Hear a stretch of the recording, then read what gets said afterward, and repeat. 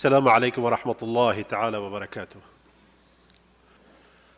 سنبدأ اليوم جلستنا مع الأستاذ الشيخ الدكتور محمد طاهر القادري، وهو سيتحدث عن المنهجية الإسلامية المبتكرة في مكافحة التطرف، والتي نشرها سنة 2017 وأعلن عنها في مقر البرلمان البريطاني، وعن جهوده في مكافحة التطرف والإرهاب من خلال البرامج التعليمية والتدريسية وجهود مؤسسة منهج القرآن الدولية. فليتفضل. بسم الله الرحمن الرحيم. Respectable President of this session, honorable guests and scholars and representatives of the Muslim world. First of all, after thanking Almighty Allah, I would like to congratulate the OIC and Jamia Naif Al-Arabiya Lil-Ulum Al-Amniya and Markaz Sawtul Hikmah on organizing this international conference on the subject of promoting the peace and countering extremist and terrorist ideologies and their activities. At this moment,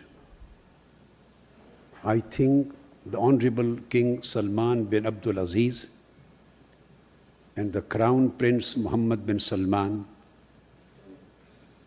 and the government of Saudi Arabia and all governments of the Muslim world deserve congratulations that they have rightly concentrated and focused on this particular subject. That is the need of our time.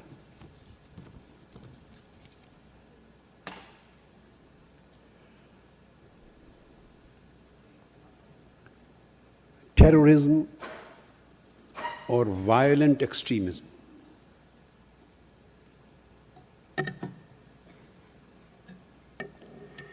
is a serious global problem,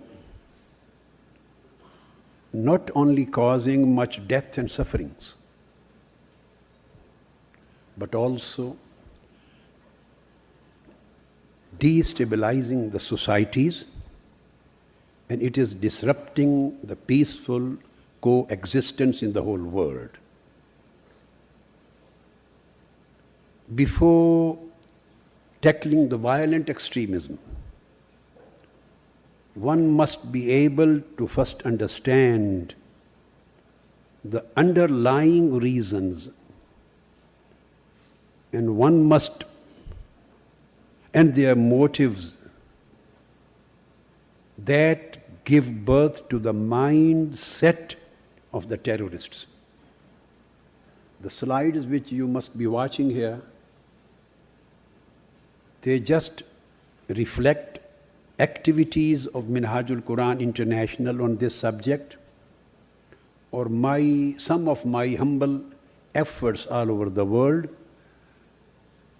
These are not directly connected my words. You can just watch some of the glimpse, whatever is happening through the efforts of MQI, Minhajul Quran International.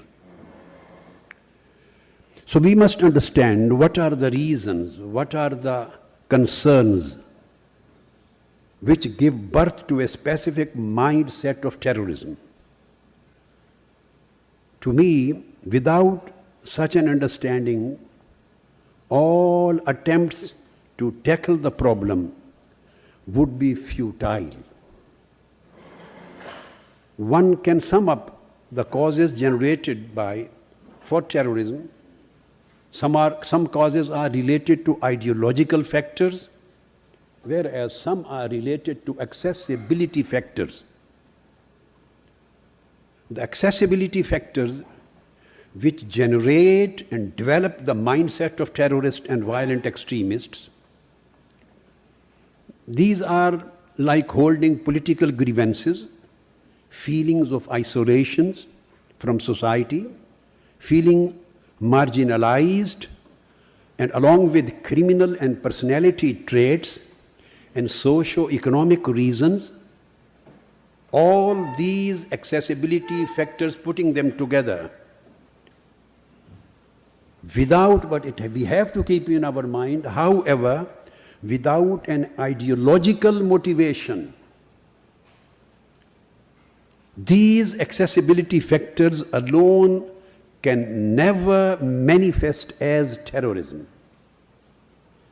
This is definitely a combination of two factors, two kinds of factors. As far as the accessibility factors are concerned, these are to be addressed by the states, by the governments, by the societies, their socio, legal and political structures. And as far as the ideological aspects are concerned, these are to be addressed by the scholars, by the researchers, by institutions, through training, through education, in order to counter the ideological and theological drivers of terrorism. There are a number of ideological factors and themes and concerns and narratives promoted by the terrorists to recruit the members from the youth and from common masses to their cause in order to justify, legalize and legitimate their barbarism, their acts of violence and their acts of terrorism, acts of rebellion and terrorism. Out of some of these ideological factors are the concept of jihad, concept of Darul Islam and Darul Harb, and wrong application of these terms on Muslim and non-Muslim lands. Then concept of Khilafah, that it is mandatory on the Muslim youth and Muslim people to fight for establishing a Khalifa globally or regionally. Then the concept that we are having a responsibility to safeguard the rights of the Muslim Ummah against the global powers who are conceived or perceived to be the aggressors. Then again the concern that enforcement of Sharia order on the Muslim countries is our responsibility. So they fight for that. And again fighting against the impious Muslim governments because of their faults or defaults, and for the enforcement of Islamic, socio and political and legal order.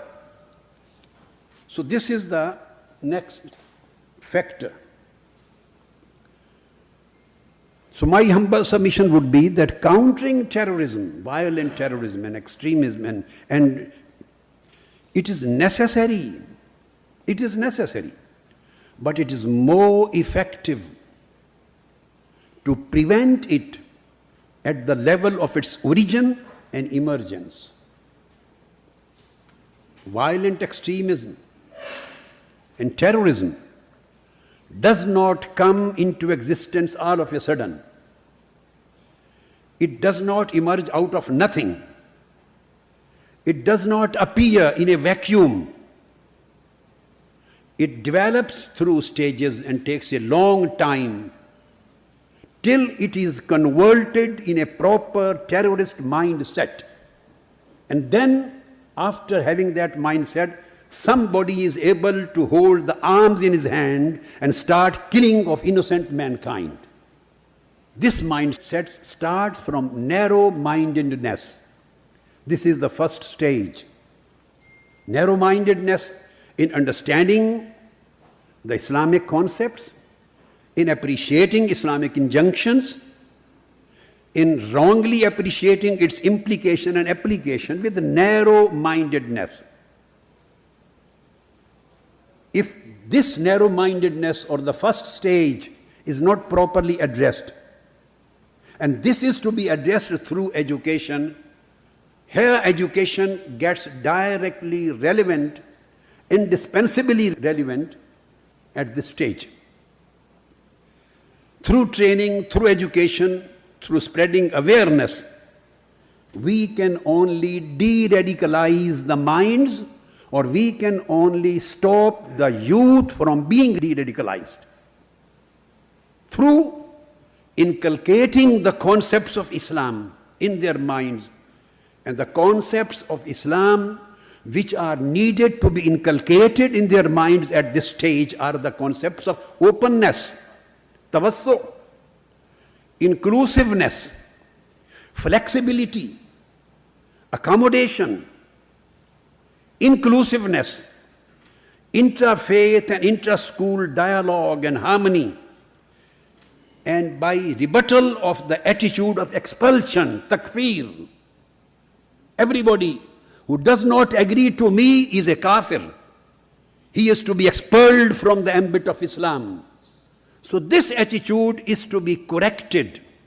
This way of thinking is to be stopped at this level, but not in a hard way, by inculcating the Islamic, educational, intellectual, philosophical, legal, juristic, and theological expansive ideas and inculcating them into their minds and understandings.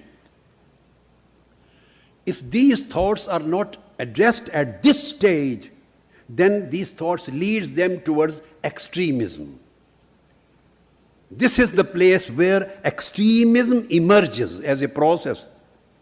And this extremism leads the people, if not addressed and stopped, at a proper time. I am emphasizing on the proper time, not addressed, then finally it leads to terrorism, violent extremism.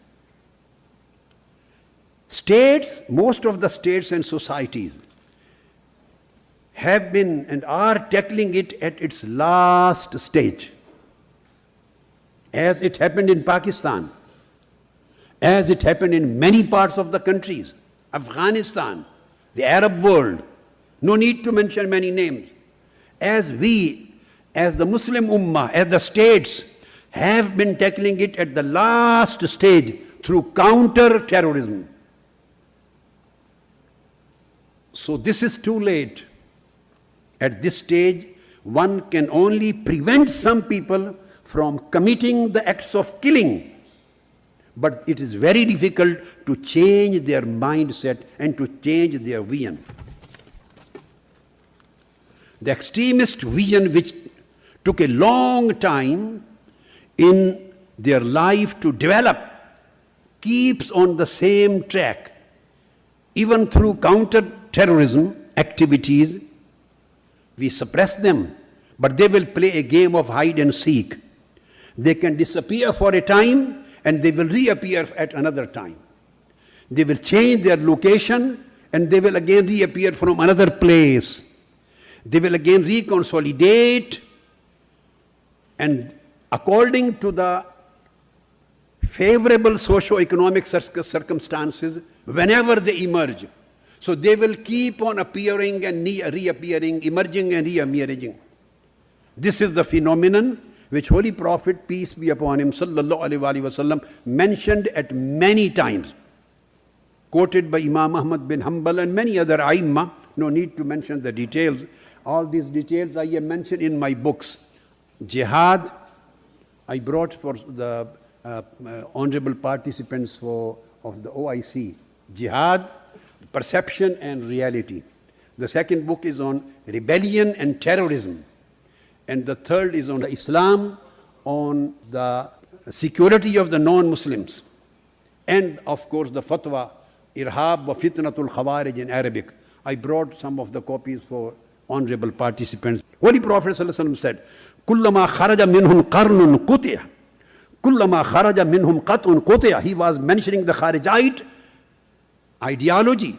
and process of appearing and reappearing, process of emerging and re-emerging from time to time, from place to place. He said, كُلَّمَا خَرَجَ مِنْهُمْ قَرْنٌ قُطِعًا حَتَّى عَدَّهَا زِيَادَةً عَلَى عَشَرَةِ مَرَّاتٍ كُلَّمَا خَرَجَ مِنْهُمْ قَرْنٌ قُطِعًا حَتَّى يَخْرُجُ الدَّجَّالُ فِي بَقِيَّةٍ. Abdullah bin Amr bin al-As reported it. And in second tradition of Holy Prophet said, كُلَّمَا خَرَجَ قَرْنٌ قُطِعَ أَكْثَرَ مِنْ 20 مَرَّةٍ حَتَّى يَخْرُجَ فِي إِرَادِهِمْ الدَّجَّالِ. Every time a generation of the terrorists, the Kharijites, appear, they will be cut down. Again they will appear, they will be cut down. They will appear it again, they will keep on emerging and re-emerging from time to time. Holy Prophet ﷺ mentioned it for 20 times.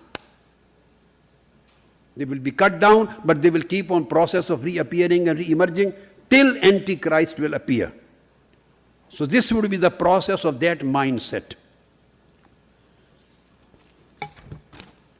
Instead of our younger generation reach this level, they should be addressed in a very nice educational way at the original basic level. What we need is prevention at the first level when the seeds are being sown in the minds of the youth. And this work can be done through an extensive and all-comprehensive process of educating and training. What we are doing as very, very humble, tiny and small, we have done the efforts towards saving the mankind, towards saving the Muslim generations, towards saving the Muslim Ummah ideologically, philosophically, theologically at this specific front. As Minhajul Quran International, we can't address the accessibility factors. We are addressing as Minhajul Quran International the ideological factors, the ideological and theological and wrong juristic drivers which convert their minds into a terrorist and provides them arms to fight with and leads them to a stage of becoming a Kharijite of our time. This is what Allama ibn Taymiyyah has stated. This is what Hafiz ibn Hajar Asqalani has stated. This is what Shahristani has stated. I have mentioned hundreds of these references in my book, Fitnatul Khawarij, Al-Irhab wa Fitnatul Khawarij, and the Fatwa on Terrorism. Minhajul Quran organization, which I started as a humble work in 1981, now is working in more than 90 countries all over the world. There are dozens of aspects of its work, dozens. But today I am focusing on only one with reference to the subject, and that is the efforts on peace, promotion of peace and counter-terrorism. One program is on children, on the name of eager star seekers all over the world. Minhajul Quran Women League are taking care of all these peace and counter-terror activities to create a peaceful generation. Second work is Al-Hidayah for the youth, from teenagers. 3 days camps in universities, where participants start from 500 to 2,000 residential camps. They are de-radicalized or provided a mindset of the balance of moderation. Third are regular camps. Fourth, for the common people, where 12,000 to 14,000 people, the younger people in England, Europe, America, they participate and we give the message of peace and counter-terrorism. Fourth is PEP, Peace Education Program. Specific curriculum for students and youth, for teachers and preachers from distant sectors of the society. Then established the Minhaj colleges and schools, 700 institutions, emphasizing on promotion of education on peace and counter-terrorism. In the university, offering the masters, MPhils, PhDs on peace and counter-terrorism. Then our Minhaj Institute of Peace in Britain, doing process of de-radicalizing the youth. Then interfaith conferences, the Minhaj publications, at least 50 publications from my authorship on just peace and counter-terrorism. Then specialist classes of Quran, dealing with the verses of jihad, of the qital, of Surah Tawbah, of Surah Al-Fal, Then specialist programs on the Hadith Seerah, as Muhammad the Peacemaker, as Muhammad the Merciful, as Muhammad Peace, Islam, Peace and Compassion, on human rights, rights of Muslims and non-Muslims, security of non-Muslims, all these things. Then specialist Seerah program, dealing with the warfare of Holy Prophet, 10 years Medinan period, Holy Prophet's strategy of war, preemptive strategy, protective strategy, repulsive strategy, retributive strategy, addressing all those allegations and criticisms which are done by the critics on the seerah of Holy Prophet and which are wrongly inferred by the extremists and start jihad. We address those aspects. The special contemporary issues of integration, citizenship, religious pluralism, peaceful coexistence, cohesion, all these subjects, poverty alleviation. So we are trying to work by establishing the institutions, the schools, the colleges, the universities, the publications, the workshops, and the seminars, and classes and interfaith visits in order to inculcate a vision of, broader vision of Islam, which may provide the minds based on moderation, on peace, on kindness, on love, on non-violence, on interfaith and intrafaith, so that they may know that Islam is not for the Muslims, it is for the whole of mankind. And Prophet Muhammad was not raised only for the Arabs, only for the Muslim non-Arab. No, Prophet Muhammad was raised for the whole of mankind in order to provide them with mercy, with kindness, with moderation, with modernity, and with love and with peace. So this is the main character, face of Islam, and these values should be promoted right from the beginning till the end, individually, collectively, institutionally, and internationally. Thank you very much.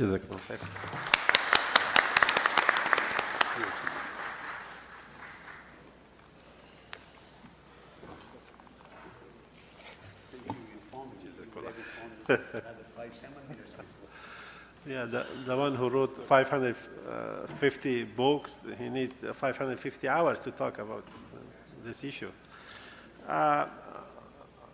الأستاذ الشيخ طاهر القادري ركز على أهمية البحث عن جذور الإرهاب، الدوافع الأيديولوجية، وأشار إلى دراسة مفهوم الجهاد ودراسة مفهوم دار الإسلام ودار الكفر ومفهوم الخلافة والتكفير وهذه الأشياء. وقال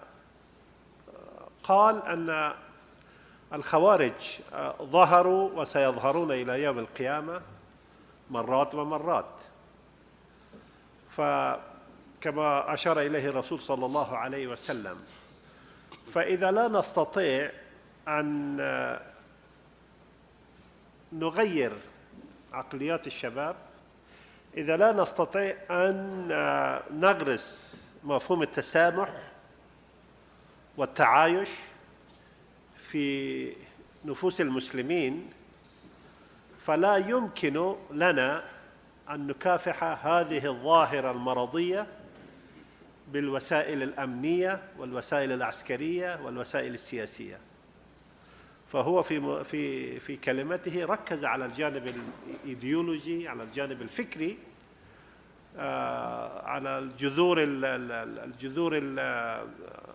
الفكرية لهذا المرض. وهو له دور كبير في سلب الأخذ المشروعية الدينية من هذه الجماعات، خصوصا في شبه القارة الهندية وفي الدول الغربية، في أوروبا، في كندا، وجزاه الله خيرا.